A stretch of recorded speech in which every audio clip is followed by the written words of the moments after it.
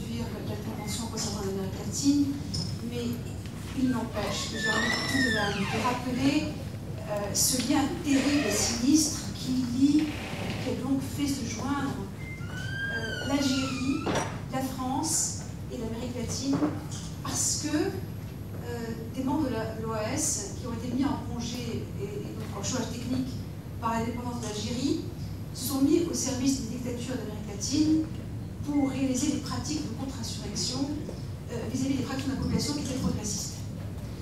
Maintenant, la plupart des pays de l'Amérique latine sont en train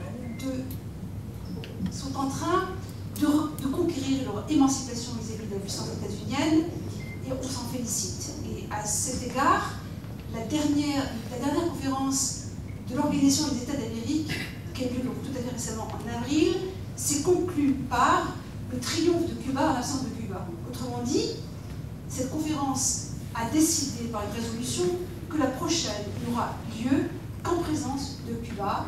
Et donc, la question qui était posée à cet égard aux futurs députés de notre Assemblée nationale est la suivante.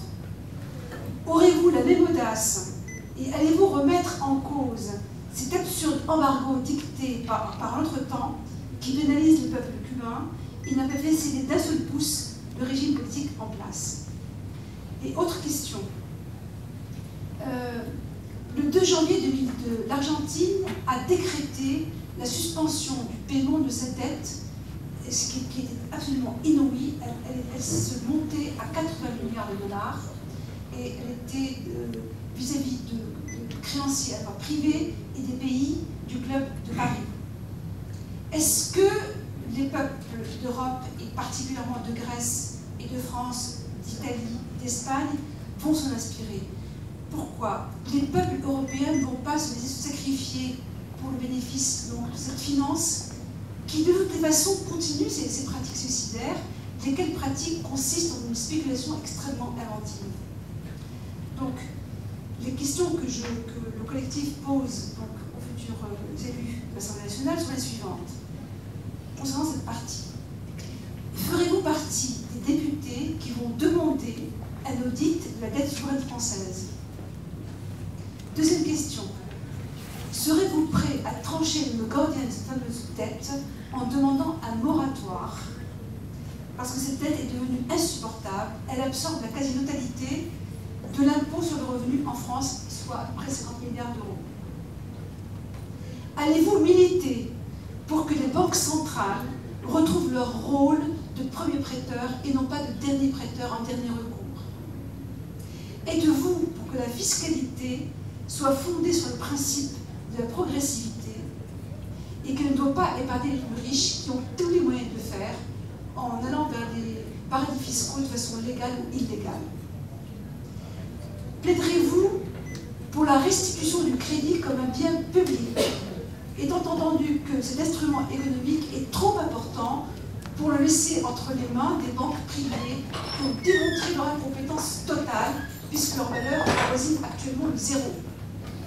Et enfin, soutiendrez-vous encore que la religion de la concurrence prétendument non faussée et de la libre circulation des marchandises des capitaux assure le bien-être des peuples après que nous voyons aujourd'hui sous nos yeux l'instauration d'un protectorat en Grèce? Je vous remercie.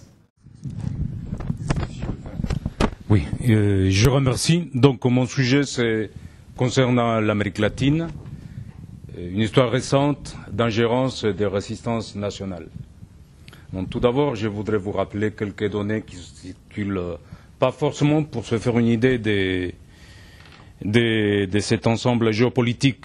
Il y a quelques semaines, j'ai lisé à propos de la crise malienne, éditorial au Monde, en parlant du Mali, petit pays de l'Afrique, alors que le Mali fait en superficie plus de 2 fois la superficie de la France. Et je lis pareil concernant la Bolivie, petit pays de l'Amérique du Sud, alors que plus d'1 million de kilomètres carrés, vous calculez, pour un petit pays, la France est encore plus petite. Donc voyons les regards néocoloniaux qui existent ou qui persistent. Donc je rappelais quelques données concernant l'Amérique latine, plus de 20 millions de kilomètres carrés, cet espace géopolitique un ensemble qui fait, en données statistiques consolidées, en 2008, plus de 550 millions d'habitants, 13,5% des terres émergées de la planète. Et puis, 19 pays, 18 hispanophones, plus le Brésil, lusophone, parlant portugais, sans tenir compte des pays que l'on n'a pas l'habitude de nommer lorsqu'on parle d'Amérique latine.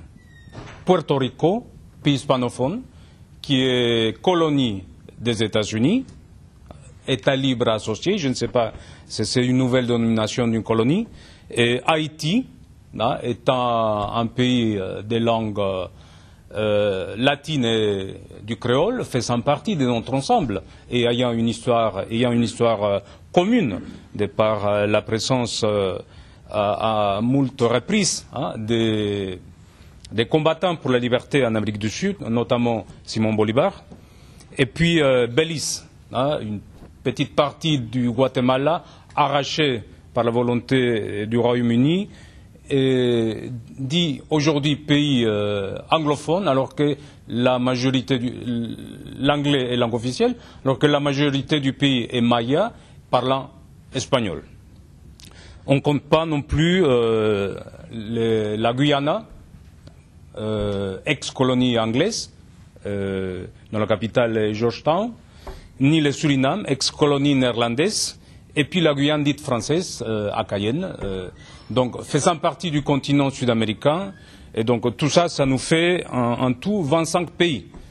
C'est un ensemble géopolitique, donc de taille, il faut les traiter avec un peu plus de sérieux quand on parle, même si les réalités sont très diverses et les comportements aussi variés, mais il y a un regard qui commence à changer.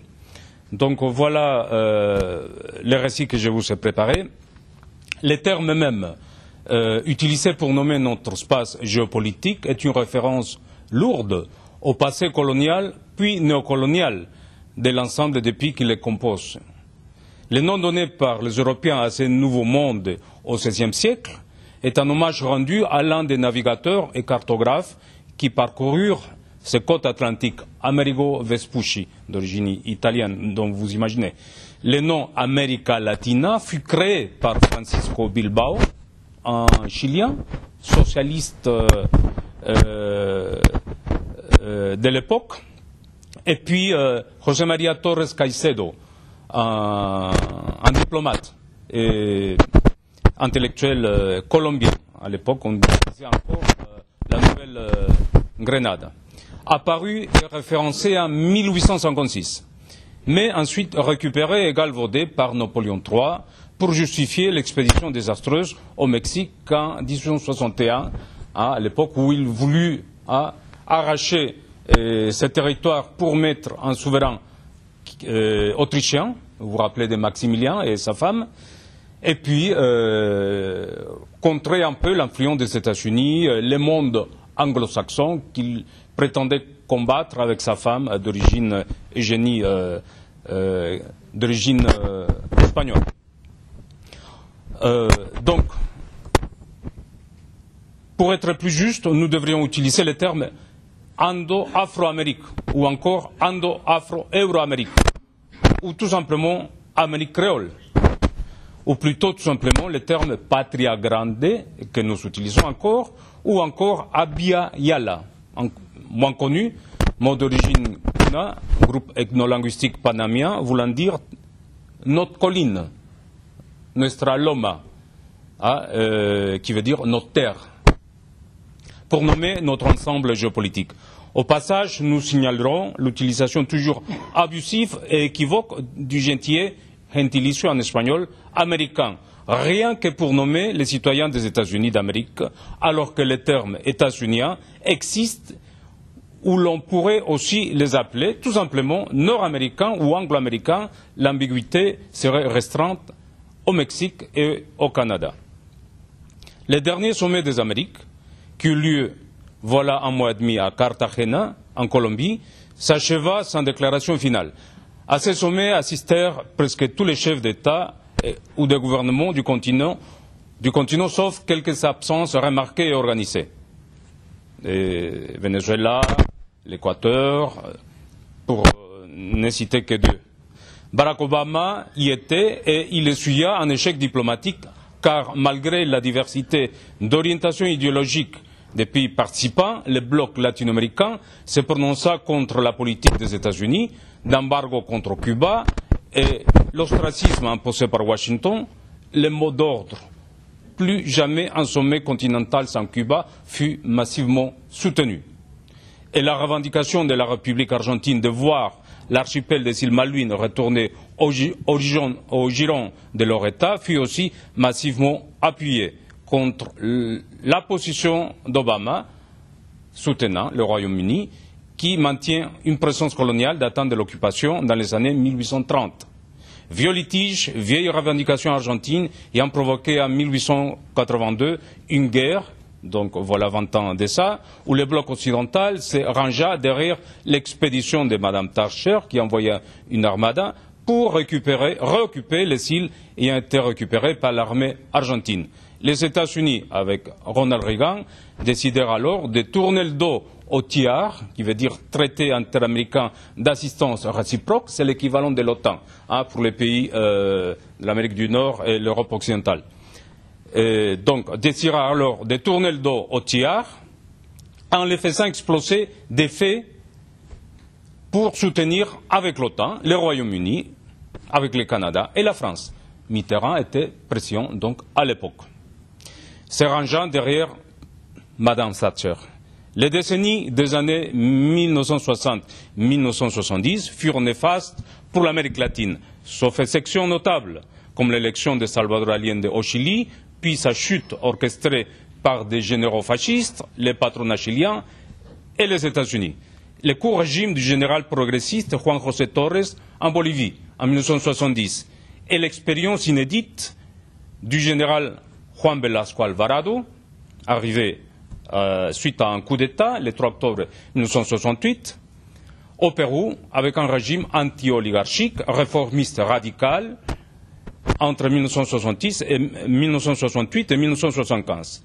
À la fin des années 1970, les dictatures militaires réactionnaires et anticommunistes, soutenues ouvertement ou en sous-main par les États-Unis, étaient la règle et non l'exception.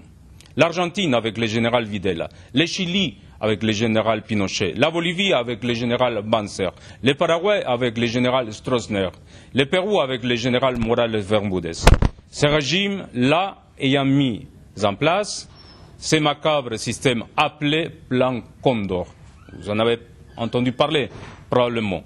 Une sorte d'international de la répression anticommuniste et antidémocratique, toujours soutenue par la CIA, qui fit des milliers de victimes dans les coins sud du continent.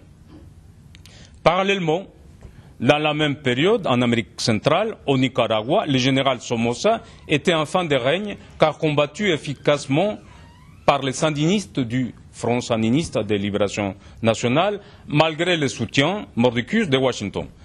Le Front Farabundo Martí de libération nationale combattait la dictature au Salvador et le Panama du général Omar Torrijos obtenait de James Carter la signature d'un traité pour la dévolution définitive du canal interéocéanique annexé par les USA dès son ouverture, le canal de Panama donc.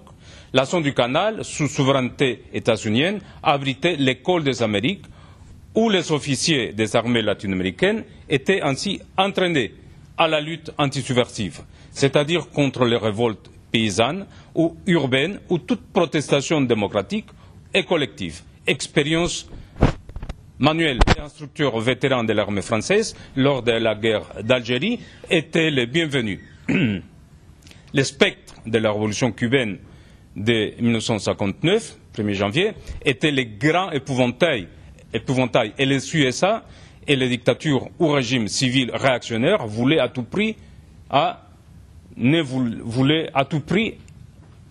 épargner, éviter une deuxième Cuba. L'usure des dictatures militaires en Argentine, la défaite de l'armée lors de la guerre des Malvines ou civile, les cycles de crise économique partis de 1973 à cause du premier choc pétrolier, le début des crises de la dette, Les plans d'ajustement structurel provoquant les cycles d'émissaires accrus et des protestations populaires, les luttes et résistances politiques actives des partis d'opposition des différentes gauches, des syndicats et même d'une fraction de l'Église catholique. La théologie de la libération fut latino-américaine et née au Pérou dans les années 1960. Son fondateur, un prêtre péruvien, jésuite, Gustavo Gutiérrez. Les changements de paradigme, autant à Washington, rappelez-vous de la doctrine Carter à la fin des années 70 et des classes dominantes latino-américaines produire un passage au régime civil respectueux des standards de la démocratie formelle occidentale.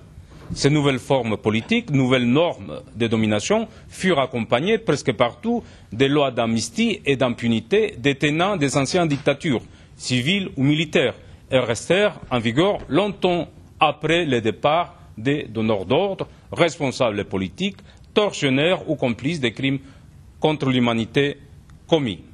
Rappelons-nous du cas d'Augusto Pinochet, emblématique de cette impunité. Nous l'avons eu ici à la fin des années 90 au Royaume-Uni. L'Angleterre ne voulut jamais les lâcher. Il fut renvoyé au Chili pour être jugé. Et vous vous rappelez de la suite. Il ne fut jamais jugé. Il est mort tranquillement dans son lit chez lui. Les régimes civils installés dans les années 1980 arrivèrent à l'époque flamboyante du consensus de Washington. L'application de la doctrine néolibérale provoqua des désastres sociaux et économiques, mais aussi politiques.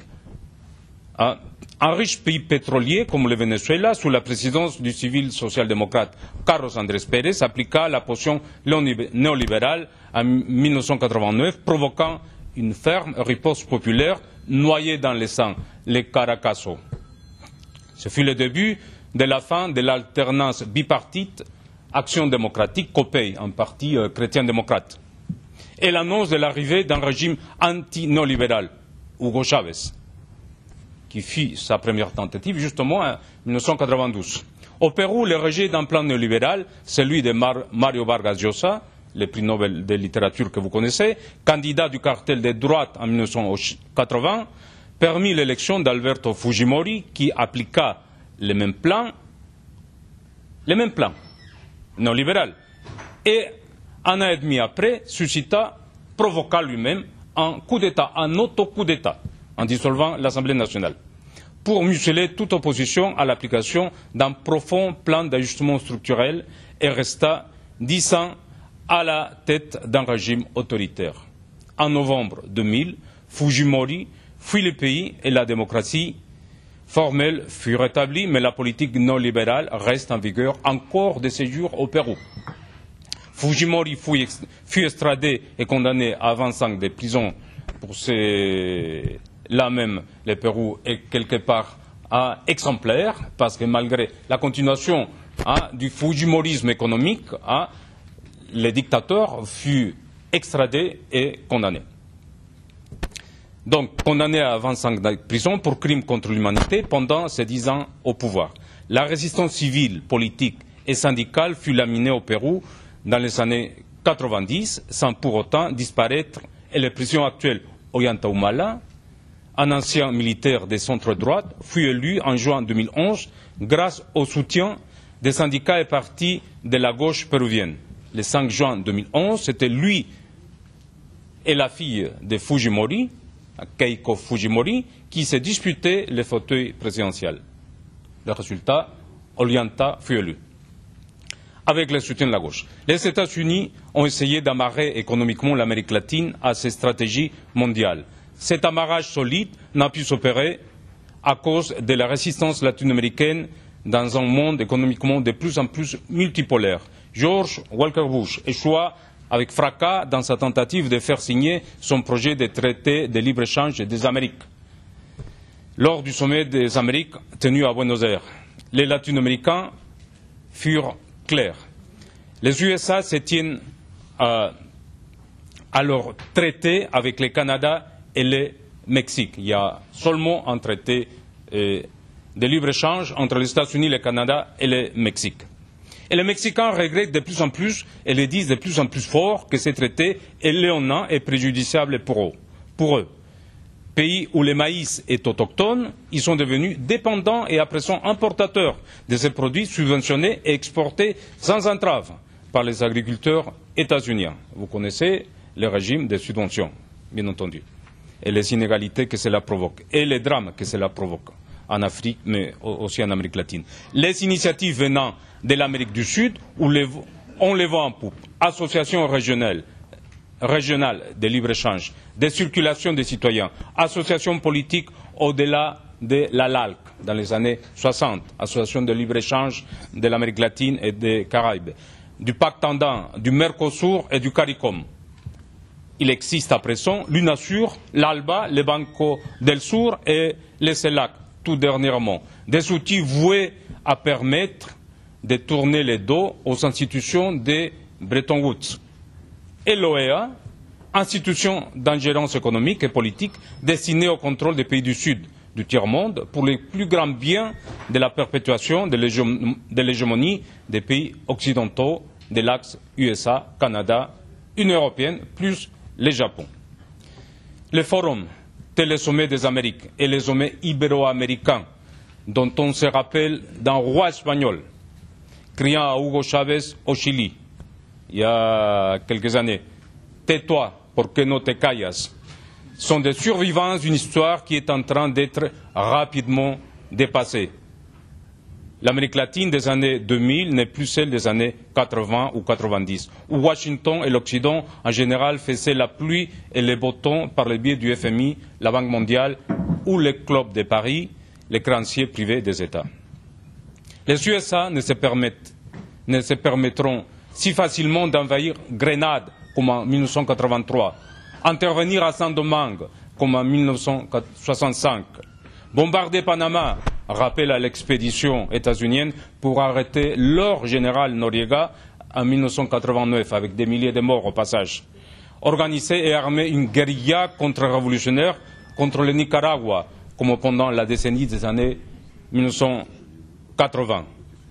Les ingérences actuelles les plus condamnables des USA sont économiques, par le biais de ces multinationales et des accords bilatéraux de libre-échange, avec ses limites grandissantes. Ingérence aussi politique, avec les tentatives de déstabilisation du Venezuela, la Bolivie, l'Équateur, entre autres. Mais ça ne se passe plus comme ça. Aujourd'hui, un ambassadeur des États-Unis ou n'importe quel autre diplomate peut être tout simplement et tout platement expulsé d'un pays, chose impensable dans un pays de la France-Afrique, par exemple. Donc, Manuel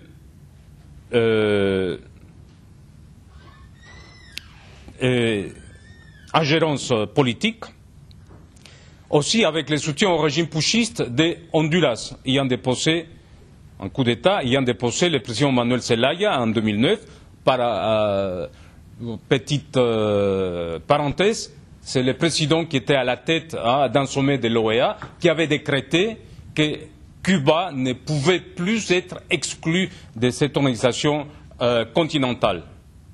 Quelque temps après, le président Zelaya, qui n'était pas un gauchiste, un révolutionnaire, fut déposé par un coup d'État soutenu par les États-Unis. En 2009, avec la complicité donc de Barack Obama, Madame Clinton avait dit qu'on ne pouvait pas préconiser une intervention armée, il n'y avait pas d'ingérence possible.